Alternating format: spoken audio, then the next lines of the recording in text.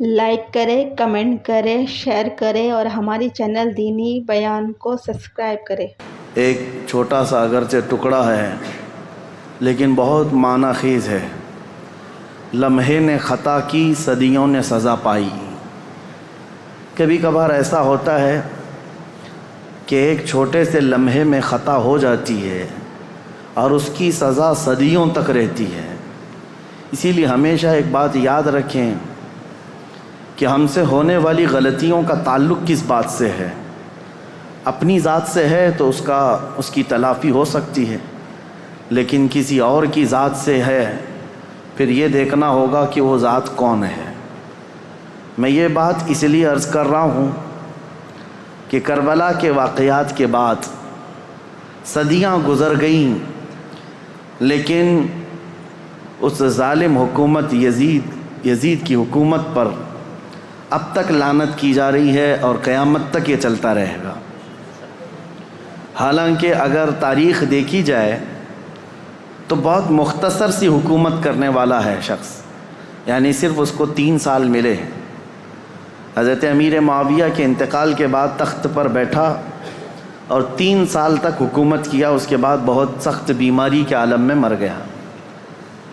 تو یزید کا دور حکومت صرف 3 سال ہے، لیکن ان 3 سالوں کے اندر جو سب سے ہولناک حادثہ پیش آیا ہے وہ کربلا کا ہے۔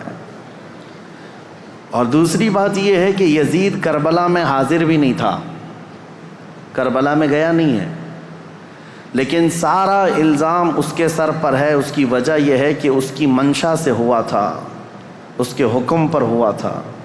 اب اس بات کا اندازہ کیجئے کہ ہم سے ہونے والی کوئی بھی غلطی اگر کسی ایسی ذات سے ہے جو اللہ کا محبوب ہے تو پھر یہ غلطی بھلائی نہیں جاتی، قیامت تک یاد رکھی جاتی ہے۔ اللہ والوں کے ساتھ اگر تمہاری کوئی زیادتی ہو گئی تو یہ بھلایا نہیں جائے گا، ہمیشہ تم ملعون کہلائے جاؤ گے۔ اس بات کا ہمیشہ لحاظ رکھا جائے۔ اللہ کے ولیوں سے جو جنگ لیتا ہے، حدیث قدسی میں ہے میرے آقا صلی اللہ تعالیٰ علیہ وسلم کی زبان سے، اللہ کریم خود ارشاد فرماتا ہے، من عادی لی ولیا فقد آذنتہ بالحرب، جس نے میرے کسی ولی سے دشمنی مول لی، رب تعالیٰ فرماتا میں اس کو جنگ کا اعلان کرتا ہوں، میرے ساتھ اسے جنگ کا اعلان کرتا ہوں۔ تو اللہ سے جنگ کرنے کا کون یہاں پر کس کی جرأت ہے اور کس کی جسارت ہے؟ تو جو اللہ والوں سے جنگ کر لیتا ہے، دشمنی کر لیتا ہے، گویا کہ وہ رب تعالیٰ سے دشمنی کر رہا ہے اور جنگ کر رہا ہے۔ اس کا خاص خمیازہ دیکھا ہم نے۔ جن لوگوں نے اہل بیت اطہار کے ساتھ دشمنیاں کی ہیں وہ آج تک اللہ تبارک و تعالیٰ کے غضب کا شکار ہیں، آج تک اس کے غضب کا شکار ہیں۔ کسی بھی قوم کے اندر پوری دنیا گھوم کر کے آئیں، یزید کی ذریت کو یا اس کے کاموں کو اچھا کہنے والی کوئی بڑی جماعت آپ کو نہیں ملے گی۔ اکا دکا کوئی ایسا گمراہ شخص ہو، بددین ہو، بدعقیدہ ہو تو اس کی بات الگ، لیکن اتنی 14 صدیوں کے اندر ہزاروں ائمہ اکرام آئے، ہزاروں علماء اعظام آئے، لاکھوں کی تعداد میں صالحین آئے، کسی نے بھی اس کے کاموں کو اچھا کبھی نہیں بتایا۔ ایک وجہ یہ بھی ہے میرے عزیزو، اس نے زندگی میں کبھی کچھ اچھے کام کیے ہوں گے لیکن اس کا فرق نہیں پڑتا، برائی غالب آ جاتی ہے، اور وہ بھی برائی ایسی کہ رسول اللہ صلی اللہ تعالیٰ علیہ وسلم کے نواسے کا اور ان کے خاندان والوں کا اس طرح سے قتل کر دینا کہ جس کو رہتی دنیا تک یاد کیا جاتا ہے۔ اب ان کے بعد حالات کیا ہوئے، جیسا کہ میں نے اعلان کیا تھا 10 مجالس محرم میں کہ ما بعد کربلا کیا ہوا تھا، کربلا کے بعد کے حالات کیا ہیں۔ کربلا کی جنگ ختم ہوتی ہے حضرت امام حسین کی شہادت پر، جب آپ کا سر مبارک الگ کر دیا گیا تو یہ جنگ ختم ہو گئی۔ جشن منایا یزیدیوں نے، تقریباً 22,000 کا جو لشکر تھا اس میں کئی مرے بھی تھے، لیکن جلد بازی میں سارے جتنے بھی شہداء تھے سب کو ادھر ادھر بکھیر دیا گیا، لیکن چند سروں کو انہوں نے جمع کیا۔ خاص طور پر مولا امام حسین رضی اللہ تعالیٰ عنہ کا سر کیونکہ دلیل کے طور پر انہیں یہ لے کر کے جانا تھا یزید کے دربار میں کہ دکھایا جائے کہ ہماری جنگ بھی ہوئی اور ہم نے کاٹ بھی دیا ہے، ختم کر دیا ہے۔ کبھی کبھار انسان حیوانیت کا شکار ہو جاتا ہے اور اتنا گرتا ہے کہ جانور بھی ایسا نہیں کرتے۔ اسی لیے امام غزالی کی وہ بات یاد رکھو کہ انسان کی 3 قسمیں ہیں، کبھی افضل ہو جائے تو فرشتوں سے بھی افضل بنتا ہے، اور کبھی نیچے گر جائے تو یہ جانوروں سے زیادہ ذلیل ہو جاتا ہے۔ جانور اپنی برادریوں میں سے کسی کا ایسا بہشکار یا ایسا قتل نہیں کرتے جیسا انسان انسانیت کا کرتا ہے، انسانوں کے ساتھ کرتا ہے۔ تو بہرحال جس نبی کا کلمہ پڑھتی تھی یہ جماعت، اس نبی کے اس نواسے کو جس کو رسول اللہ بے حد محبت کرتے تھے اور جس کے متعلق یہ فرمایا تھا کہ یہ جنتی جوانوں کا سردار ہے، اس کو کاٹ کر کے لے جا رہے ہیں، سر بھی لے کر کے جا رہے ہیں ساتھ میں۔ اور جب کربلا سے نکل کر کے یہ سب سے پہلے آئے تھے کوفہ کی سرزمین، یہیں تو امام حسین کو بلایا گیا تھا کہ آپ آ جائیے، یہاں سے آپ کو امیر المومنین منتخب کیا جائے گا۔ اسی کوفہ میں امام حسین کا سر لایا گیا تھا۔ کوفہ والوں پر اہل بیت اطہار کی طرف سے ایک غضب بھی ہے، اور آج دنیا میں دھوکے کے نام سے اگر کوئی چیز جانی جاتی ہے تو کوفہ، کسی کو اگر کہہ دیا جائے کہ کوفی ہے تو ایک محاورہ ہے، مثل بن گئی ہے کہ دھوکہ دینے والے کو کہتے ہیں، کیونکہ وہ دھوکے میں مشہور ہو گئے ہیں، بہت مشہور ہو گئے۔ تو کوفہ میں جب سر لایا گیا تو لوگوں کا ایک تانتا بند گیا دیکھنے کے لیے، اور عبید اللہ بن زیاد جو وہاں کا گورنر تھا اس کے پاس سر رکھا گیا تو اس نے اس کی بے حرمتی بھی کی، کہا حسین اگر تم یہاں نہ آتے تو تمہارے ساتھ یہ نہ ہوتا۔ اس وقت مسجد میں ایک بوڑھے صحابی بیٹھے ہوئے تھے، عبید اللہ بن زیاد امام حسین کو کیا کہہ رہا تھا کہ ختم ہو گیا جھوٹا شخص بھی اور جھوٹے کا بیٹا بھی، نعوذ باللہ۔ یہ سیدنا مولا علی کو بھی گالی تھی اور امام حسین کو بھی گالی تھی۔ صحابی رسول کو برداشت نہ ہوا، 80 سال کی عمر کے تھے، مسجد میں کھڑے ہو گئے، کہا وہ ابن مرجانہ، اس کی ماں کا نام مرجانہ تھا، اس کے باپ سے لوگ جب کسی کو عربی میں گالی دی جاتی تھی تو ماں کا نام لے کر کے کہتے کہ باپ کا پتہ ہی نہیں۔ وہ ابن مرجانہ کہ تو جس کے بارے میں کہہ رہا ہے وہ اس روئے زمین میں سب سے اعلیٰ، اس کا باپ سب سے اعلیٰ اور اس کا نانا سب سے اعلیٰ ہے، جس حسین کے بارے میں تو کہہ رہا ہے۔ اور میں گواہی دیتا ہوں اے کوفہ والو، یہ عبید اللہ بن زیاد کذاب ہے، دجال ہے اور دجال کا بیٹا ہے، کذاب ابن کذاب ہے۔ انہوں نے اپنا حق ادا کیا، بھری محفل میں بھی حق بات کھڑے ہو کر کہہ دینا۔ عبید اللہ بن زیاد نے اس بوڑھے صحابی کو اسی مجلس میں قتل کروا دیا، 80 سال کی عمر کے تھے۔ دیکھیں ہر زمانے میں حق بات کو ایکسیپٹ کرنے والے اور بڑھ چڑھ کر اعلان کرنے والے موجود رہیں گے، بزدل چاہے جتنے بھی بن جائیں، لیکن کوئی نہ کوئی مجلس میں رہے گا، کیونکہ اللہ کا دین ہے اور صبح قیامت تک اللہ حق بولنے والوں کو زندہ رکھے گا۔ پھر اس کے بعد یہ سر امام حسین کا دمشق لایا گیا جو ملک شام کی راجدھانی ہے۔ دمشق میں یزید کا تخت خلافت تھا، وہاں پہلے ہی سے لوگوں میں اعلان ہو گیا تھا کہ کربلا میں جو جنگ ہوئی اس میں لٹا ہوا قافلہ آ رہا ہے، امام حسین کو، ان کے سر کو اور ان کے خاندان کی بیویوں کو اور ان کے بیٹوں کو قیدی بنا کر لایا جا رہا ہے۔ امام زین العابدین امام حسین کے بیٹے جو بیمار تھے کربلا میں، وہ جنگ میں میدان میں نہیں اترے، بیماری کی عالم میں ویسی رہے، اور وہ بھی چل کر کے دمشق پہنچے۔ وہاں پر بتایا گیا ہے دمشق شہر میں تاشے بج رہے تھے، ڈھول بج رہے تھے، باجے بج رہے تھے، امام حسین کا سر آ رہا ہے تو ایک جلوس کی شکل تھی، لوگ اپنی اپنی برآمدوں میں آ کر چھتوں پر کھڑے ہو کر دیکھ رہے تھے کہ یہ جلوس آ رہا ہے۔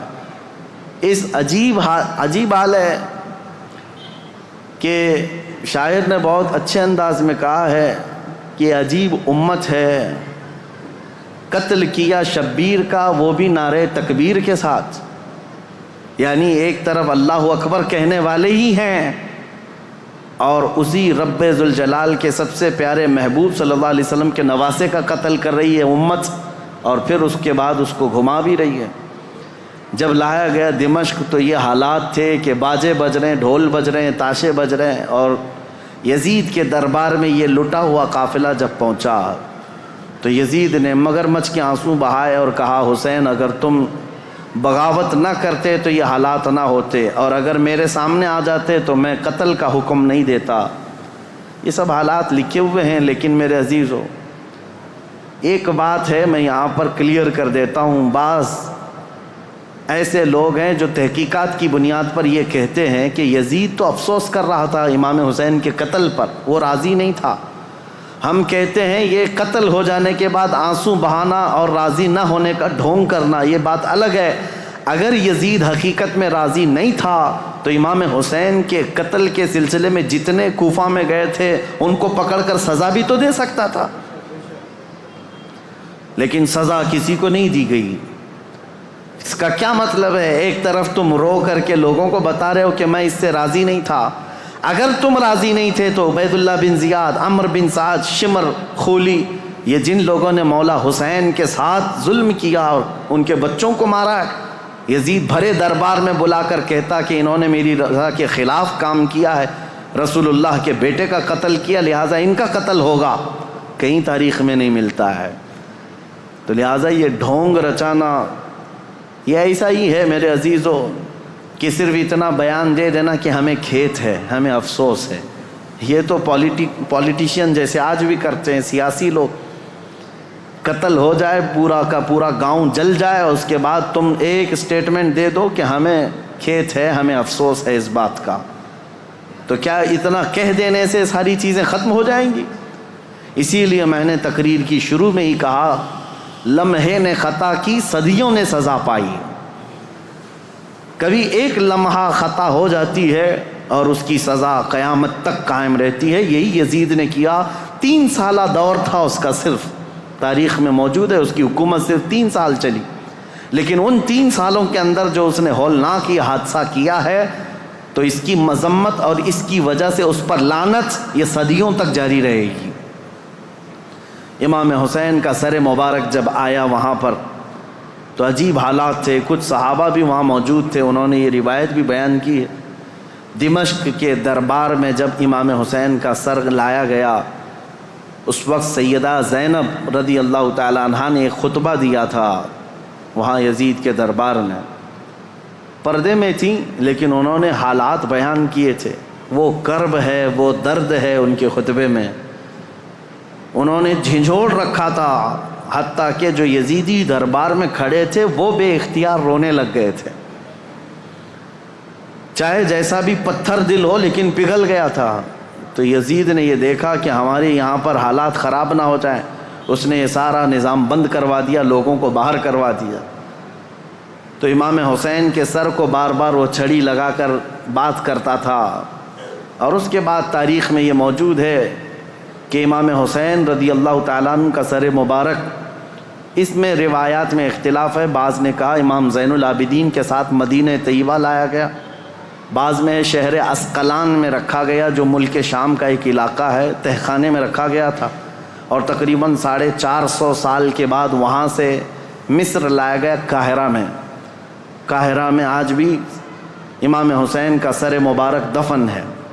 جو وہاں کی تحقیقات ہیں وہ جہاں پر بھی ہے، لیکن ایک بات تو طے ہے، اللہ تبارک و تعالیٰ نے ان کے متعلق فرمایا ہے کہ ان کو مردہ نہ کہو، وہ جہاں ہیں زندہ ہیں، شہید ہیں۔ اب جب مدینے یہ قافلہ آیا تو بڑا غمگین ماحول تھا پورے مدینے کا۔ مدینے والوں کو پہلے سے خبر تھی۔ حضرت ام سلمہ رضی اللہ تعالیٰ عنہ میرے آقا صلی اللہ علیہ وسلم کی ایک زوجہ ہیں، حضور کی بیوی۔ ایک مرتبہ حضور اکرم صلی اللہ تعالیٰ علیہ وسلم بیٹھے ہوئے تھے، اچانک آپ کی آنکھوں میں آنسو آئے۔ حضرت ام سلمہ نے پوچھا یا رسول اللہ صلی اللہ علیہ وسلم یہ آنسو کس بات کے؟ کہا کہ مجھے جبرائیل نے آ کر یہ خبر دی ہے کہ میرے اس لخت جگر فاطمہ کے بیٹے کو میری امت شہید کر دے گی، مار ڈالے گی، مجھے اس بات کا قلق ہے، دکھ ہے۔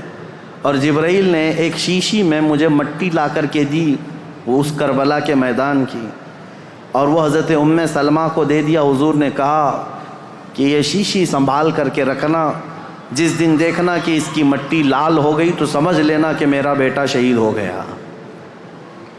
تو حضرت ام سلمہ رضی اللہ تعالیٰ عنہ اس وقت موجود تھیں، باحیات تھیں، رسول اللہ صلی اللہ علیہ وسلم کی زوجہ۔ وہ کہتی ہیں کہ وہ شیشی میں نے رکھی تھی، اور جس دن یہ کربلا کا واقعہ پیش آیا اس دن انہوں نے خواب بھی دیکھا حضور صلی اللہ تعالیٰ علیہ وسلم کو، کہ نبی کریم صلی اللہ تعالیٰ علیہ وسلم گرد و غبار جھاڑتے ہوئے اپنے لباس کو جھٹکتے ہوئے تشریف لا رہے ہیں۔ تو حضرت ام سلمہ نے حضور کو خواب میں دیکھ کر پوچھا، یا رسول اللہ صلی اللہ تعالیٰ علیہ وسلم، کون سے لمبے سفر سے آپ تشریف لا رہے ہیں کہ گرد و غبار آپ جھاڑتے ہوئے تشریف لا رہے ہیں؟ میرے آقا صلی اللہ تعالیٰ علیہ وسلم نے فرمایا، ام سلمہ، میری امت کے اشقیاء نے میرے بیٹے کو اور میرے خاندان کو کاٹ دیا، قتل کر دیا کربلا کے میدان میں۔ ان کی سب کی لاشیں میں جمع کرتا کرتا سب کو دیکھتا ہوا وہاں سے آ رہا ہوں، کربلا کے میدان سے تھکا ہوا۔ حضرت ام سلمہ کہتی ہیں کہ میں گھبرا گئی، یہ خواب دیکھی تھی رات کو۔ صبح وہ جلدی اٹھتی ہیں، یہ عاشورہ کا دن تھا، وہ فرماتی ہیں کہ میں جلدی سے جا کر اس شیشی کو یاد کرتی ہوں جو میرے آقا صلی اللہ علیہ وسلم نے مجھے زندگی میں دیا تھا، وہ ویسی ہی سنبھالی رکھی ہوئی تھی۔ جا کر دیکھا تو اس شیشی کے اندر مٹی نہیں، پورا خون جمع تھا۔ حضرت ام سلمہ کہتی ہیں میں نے مدینے والوں کو اسی دن اطلاع دے دی کہ اے اہل مدینہ، رسول اللہ کا بیٹا شہید ہو گیا۔ اس وقت کوئی ٹیلی گرام نہیں تھا اور نہ ہی کوئی ایسی تیز خبریں لانے والا انٹرنیٹ یا موبائل یا فون کا سسٹم تھا، مواصلات تو نہیں تھے۔ خبریں جو آتی تھی کوئی قاصد خبر لے کر کے آتا تب پتہ چلتا، وہ بھی خبریں کبھی 8 دن کے بعد 10 دن کے بعد پہنچتی تھی۔ لیکن مدینے والوں کو اسی دن خبر پہنچ گئی تھی کہ امام حسین کا قتل ہو گیا۔ یہ حضرت ام سلمہ نے خبر دی تھی۔ مدینے والوں نے آ کر کے پوچھا کہ یہ حالات ایسے ہو گئے۔ اس کے بعد پھر اس دن سے لے کر ہر دن مدینے والے انتظار میں رہتے کہ رسول اللہ کا یہ خاندان اہل بیت کب یہ واپس مدینے آئیں گے۔ تو ملک شام سے وہ لوگ واپس جب مدینے آ رہے تھے تو پورا مدینہ باہر نکل گیا تھا، پورا مدینہ باہر نکل گیا تھا، اور وہاں پر جو بچی ہوئی عورتیں تھیں، سیدہ زینب اور امام حسین شہید کربلا کی 2 بیویاں جو بیوہ ہو گئیں، اور امام زین العابدین اور امام حسن کے 2 بیٹے، چھوٹا سا ایک قافلہ واپس مدینے آ رہا تھا۔ تو مدینے والے کہتے ہیں جیسے ہی وہ قافلہ مدینے کے اندر آیا تو لوگوں کی ایسی چیخیں بلند ہو گئیں، لوگ دیکھتے رہ گئے، کیونکہ رسول اللہ کے گھر کے کچھ افراد مدینے میں ابھی بھی موجود تھے۔ حضرت بی بی صغرا اور امام حسین کی اور ایک بیوی یہاں پر موجود تھی۔ سب انتظار کرتے رہ گئے، اور جیسے ہی یہ لٹا ہوا قافلہ آیا تو مدینے والے کہتے ہیں ایک وہ دن تھا جب رسول پاک صلی اللہ تعالیٰ علیہ وسلم کی وفات ہوئی، اس دن مدینہ سب سے زیادہ رویا تھا، اور دوسرا یہ دن تھا جب امام حسین کا قافلہ، لٹا ہوا قافلہ مدینے میں داخل ہوا تھا تو مدینہ سب سے زیادہ رویا تھا۔ امام زین العابدین بیمار سجاد جیسے ہی مدینے میں داخل ہوئے سیدھے روضہ رسول پر حاضر ہوئے، اپنے اس قافلے کو لے کر روضہ رسول پر حاضر ہوئے۔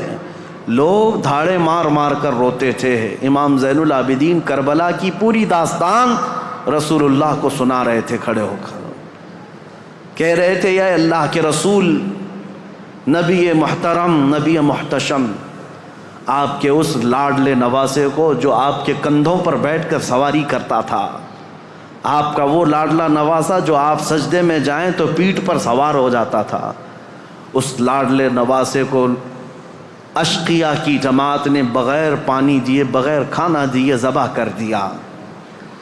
اے اللہ کے رسول، ہم نے اپنی آنکھوں سے دیکھا ہے آپ کے اہل بیت اطہار میں سے 6 ماہ کے علی اصغر کو بھی انہوں نے تیروں سے چھلنی کر دیا۔ آپ کے گھر کے ہر جوان بچے کو گھوڑوں پر سے دوڑا کر کے ان کی لاشوں کی بے حرمتی کر دی۔ جب امام زین العابدین رو رو کر کے یہ بیان کرتے تو مدینہ جتنے لوگ تھے مدینے کے وہاں موجود سب چیخیں بلند ہو گئی، کئی لوگ تو وہاں غش کھا کر گر گئے تھے اس غم کی داستان پر۔ اس کے بعد امام زین العابدین جب تک زندہ رہے کبھی ان کو کسی نے ہنستے ہوئے نہیں دیکھا، کبھی مسکراتے ہوئے نہیں دیکھا۔ بعض روایتیں بتاتی ہیں کہ امام زین العابدین رضی اللہ تعالیٰ عنہ کو لوگ ہنسانے کی کوشش کرتے ہیں، کہتے کہ وہ حالات ہو گئے ختم، اب تو آپ معمول کے حالات پر آ جائیں۔ آپ یہی فرماتے کہ جس کے سامنے اس کے گھر کے سارے افراد کو 3 دن کی پیاس اور بھوک کے بعد ٹکڑے ٹکڑے کر دیے گئے ہوں اور تم اس شخص سے ہنسنے کی امید رکھتے ہو، اس سے مسکرانے کی امید رکھتے ہو۔ امام زین العابدین کو کبھی کسی نے مسکراتے نہیں دیکھا، کبھی وہ کسی قصاب کی دکان کے پاس سے گزرتے تو روتے کھڑے ہو جاتے ہیں۔ قصاب دکانوں پر جیسی امام زین العابدین آتے گوشت پر چادر اڑا دیتے تھے، اور لوگ یہ کہتے کہ وہ کچا گوشت دیکھتے ہیں تو رو پڑتے ہیں کہ میرے گھر کے خاندان کے سارے افراد کا گوشت اسی طرح سے بکھرا ہوا تھا۔ وہ کسی ذبح کرتے ہوئے جانور کو دیکھتے تو رو پڑتے تھے، ان کی آنکھوں سے آنسو نکل آتے، اور یہی کہتے کہ لوگ تو جانوروں کو پانی پلا کر ذبح کرتے ہیں، میرے باپ کو لوگوں نے 3 دن کی پیاس کے بعد ذبح کیا تھا۔ تو ان کے غم کے برابر تو میں سمجھتا ہوں دنیا کا غم ہی نہیں ہے امام زین العابدین کا۔ لیکن میرے عزیزو، قرآن کی یہ آیت بالکل برحق ہے۔ میرا مولا فرماتا ہے وَمَا اللَّهُ بِغَافِلٍ عَمَّا يَعْمَلُ الظَّالِمُونَ، اللہ ظالموں کے کام سے غافل نہیں ہے، بے خبر نہیں ہے، ہر ظالم اپنے انجام کو پہنچے گا ضرور۔ حالات کروٹ لیتے ہیں، یزید کا دور حکومت ختم ہو گیا، اس کے بعد یزید کا بیٹا معاویہ تخت نشین ہوا، 6 مہینے صرف خلافت چلی، اس کے بعد یہ خاندان کی وراثت ہی ختم ہو گئی۔